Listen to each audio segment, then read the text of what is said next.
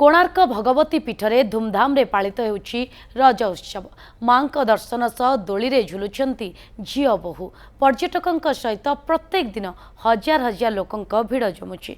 बरगछ ओहल रे दोली खेल सहित पोड़पिठा और रजपानर भरपूर मजा एक नियारा अनुभव बोली पर्यटक कहती।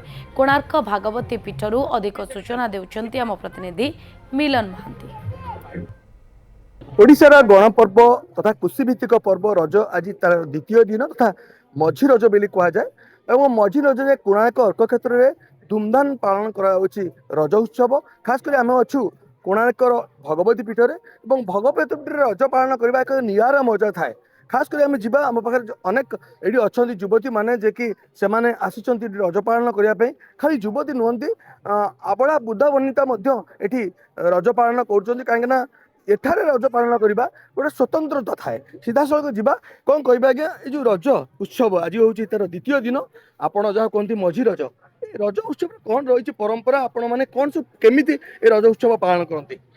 रजर तो साधारणतः पोड़पिठा हुए, पोड़पिठा खाऊ, तापर दोली खेलु, गाँव झील मैंने पुची खेल, हूँ तास लुडु ये सब खेलु। दोली खेलने को तो गाँव में एमती दोली नहीं, से आमको ये भगवती आम घर पाखर से आसी दोली खेली एंजॉय कर बुलाबुली करके घर को जीवु। रजरे पोड़पिठा खाती, दोली झुलती, नुआ ड्रेस पिंधती, लुडो खेलती, ताश खेलती। एठी रज पालन करके भुवनेश्वर रज पालन करने लगुच बहुत बढ़िया लगुच। कौन मैंने सहर में एमती किसी बेसी हुए नहीं, खोर्धा ये आसे बहुत बढ़िया लगुच।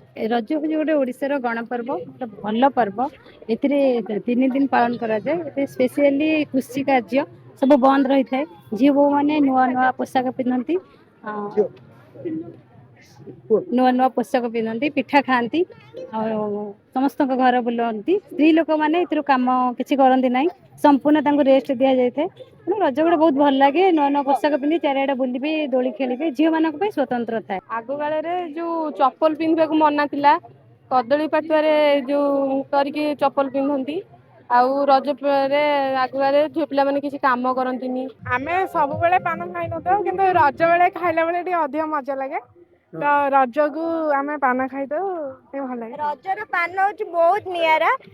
से पान गोटे पूरा स्वतंत्र, माने सबुदिन पान खाइबा से दिन पान बहुत स्वतंत्र। निश्चित रूप से भिन्न भिन्न पान आप देखा मिलूे कहीं दुकान पड़ी विभिन्न मसला थुआई पानर आप देखुए साधा पानर केवल ही रज 3 दिन ये देखा मिलता है। जा पचे कौन कह आज्ञा ये जो रज पान जे ये रजर बर्तमान किपरि रही बेपार। रजर बेपार बर्तमान भल अच्छी। आमर पानर दाम भी भल अच्छी। 10 टंका ठारू 15 टंका पर्यंत अच्छी। मसला विभिन्न भेराइटर मसला दि जाउची। आमर बनारसी पान अच्छी। बनारसी पान रे 15 टंका रही। नॉर्मल पान 10 टंका रही। बेपार भल अच्छी। आमर गोप्रे गोटे बनारसी पान भंडार अच्छी मेडिकल छकरे। बेपार भल अच्छी। पानर चाहिदा रही। निश्चित रूप से आप देखुले ये हूँ जो कोणार्क भगवती पीठर दृश्य। खास कर एठी खाली रज दोली खेला जाए न था, विभिन्न सांस्कृतिक कार्य जो मैंने आसी था राज्यर कोण अनुकोण एठिकी दोली खेलने रजर उपभोग करने सेठी पान खंडे खाइबा केबे भूलती ना।